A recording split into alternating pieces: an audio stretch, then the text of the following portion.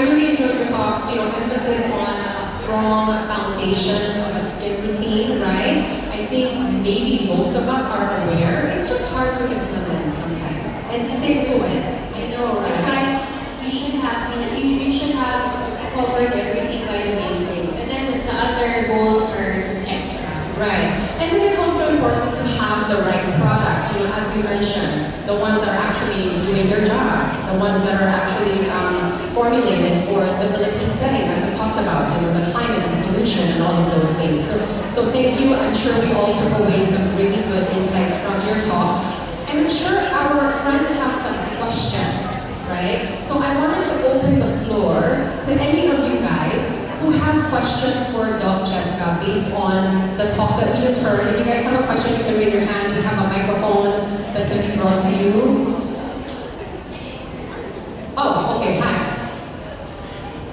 Oh, chika muna, of course. Hi. Hi.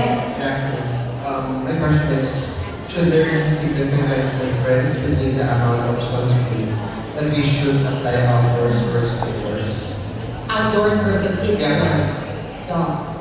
Yeah, so just to summarize, you really have to be applying sunscreen when you're indoors, especially in settings such as like this, because UVA passes through glass.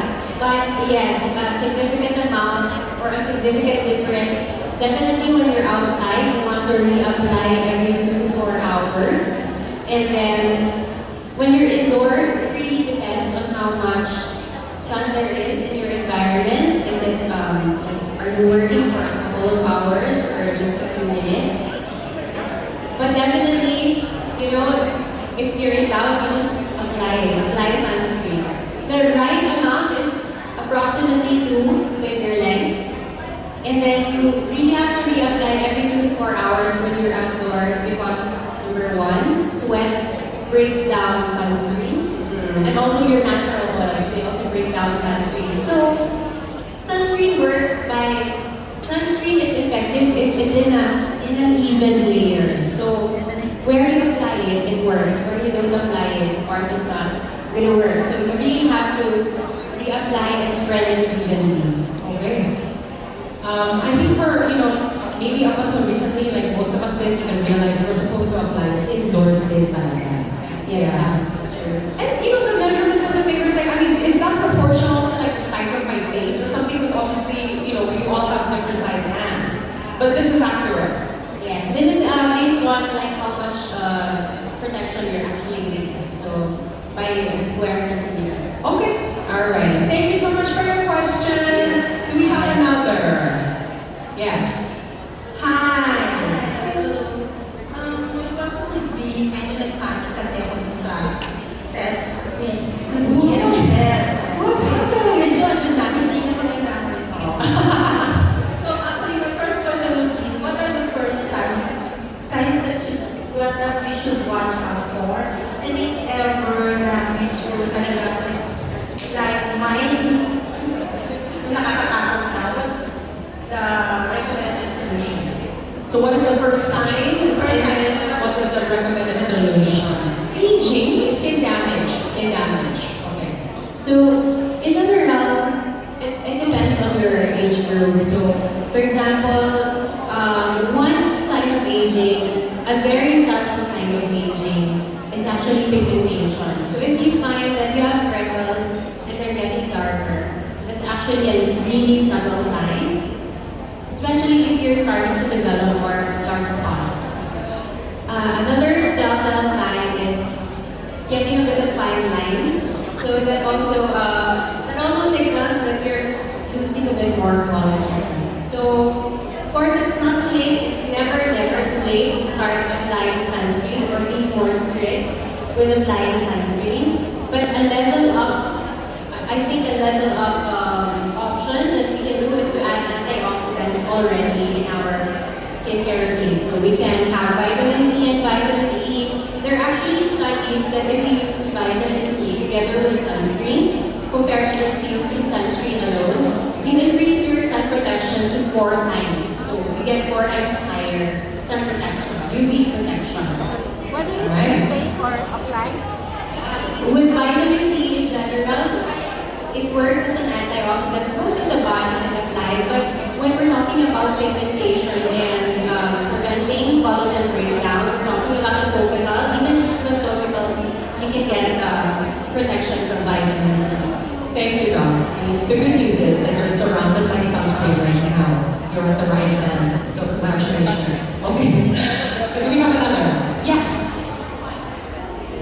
Hello, good Hi. everyone. So you mentioned something about skin damage. I was wondering if skin damage is really irreversible already, or is there something we can still do about it? Please tell me it's reversible. Is it reversible, Doc? So, generally, I can't really say up to which extent, but if you're able to see dermatologist, or if you're able to more or less apply additional light measures, so like I say, antioxidants in your skincare routine, in a way, some signs are, I can't really say reversible, but you can still improve them.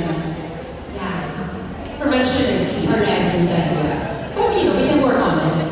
Okay. Thank you so much for your question. Yes. Another, yes, I have another. Hi, Doc. Oh, hi. Aside from sunscreen application, what other skincare stuff can you do to combat sun damage or the threats of pollution to our skin? Aside from sunscreen, I would say antioxidants will be number one because I keep talking about oxidative stress earlier. And normally, when we're in our 20s, when we're younger than our 20s, we actually have inherent or built-in antioxidant systems in our skin and in our body. However, towards our mid-20s and onwards, these antioxidants start to, be less effective. So we need a little more help with antioxidants. One thing I think that is also helpful would be double cleansing because prevention from, like I was saying, air pollutants are everywhere and they can stay on our skin. So if we're able to wash them off at least at the end of the day, we can minimize the irritation that comes with them. So double cleansing is like you use a cleanser, like an oil cleanser or a micellar water or something like that. Yeah. And then you do your cleansing with soap. Cleanser, correct. Right. Follow-up. On the antioxidants, do you mean to say topical or supplements that we ingest? So you can either take supplements, but actually topical is enough. I think more for like general immune system defense and wellness, yung oral supplements, but just topical. So having vitamin C in your creams, like your day creams or your neck creams, can make a difference. Thank you, Doc. Thank you so much. Thank you. I love that a guy, or guys are interested, right? Oh. Hi there. Good afternoon. I'm Shanna. I'm an athlete. So every day nasa labas ako, I can still explore the sunshine. So my question is, as a dermatologist, what is the most important thing that you look for when you buy a sunscreen? Okay. So Shana, take into consideration my context, no? I'm 37. You are not. Are you really? Oh my gosh. So actually I'm starting to see signs of aging as Stop well. it. But like Johnny would say, I'm also a woman of science. So we really take to heart our science and we apply them. But what I look for in a sunscreen now that I'm 37 is iron oxide. So I really look for, I can't go without tinted sunscreen anymore because I'm also prone to pigmentation. So it's like a level up to your usual sunscreen. Now I have to do tinted sunscreen to prevent dark spots. Okay, iron oxides.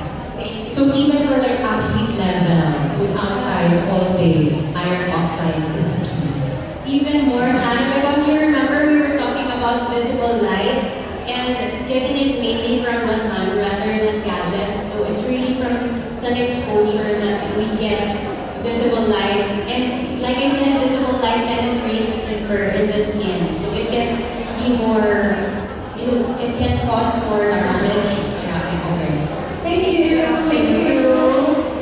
More, do we have any? Yes, hi. Hi, good afternoon. Doc, I heard that some of the skin defense products now are in vivo testing. So could you share just a little bit more info on what in vivo means and why it's important for doctors to be in vivo testing? I'm sorry, I didn't catch the term. In vivo. In vivo testing, yes. So in vivo, we actually use live subjects or live participants. So it's tested in actual people. Yeah, so instead of like being tested just on cells or in the lab, they're actually tested on human skin. Alright. So the question is, can you speak about the importance of products being in vivo tested? Did I get it right? Yeah. So skincare is really not just an experiential thing. Particularly with the basic skincare, it really has to work. So it really has to do its job. So if you want a cleanser that works, you want to know that your cleanser works, you want to know that your sunscreen actually protects. So that's the advantage of being, actually using it, being tested in humans, in real life. The results are more accurate. Correct. Right, okay, got it. I think we have time for one more question. We have another, just one more. Oh, hi. Hello. Hi, Cassie. So I'm a field sport athlete, so I do a lot of field sport like ultimate frisbee. I just came from one over the weekend, got sunburned. I try to do like zinc oxide. My problem is it sweats off easily. But I also do surfing, so my concern is like the coral reefs and the damage that it may do to it. So I'm wondering if it's safe for like corals in the environment. Well, actually, I'm also a fan of this discussion, and cosmetic chemists and formulators from around the world have been addressing this already. So the amount, or the actual amount of these chemicals that reach the reefs are very, very small. I think the basis before of the toxicity is more in vitro. Like we were talking about in vivo earlier, like in studies that are like in live subjects, while these ones are like in vitro in the lab. So far, as far as the consensus of the scientific community, in general, either they're zinc oxide or chemical sunscreens, chemical filters, they're actually very small in amount to cause the damage. Thank you. How about a big hand for Doc Cheska, everybody, for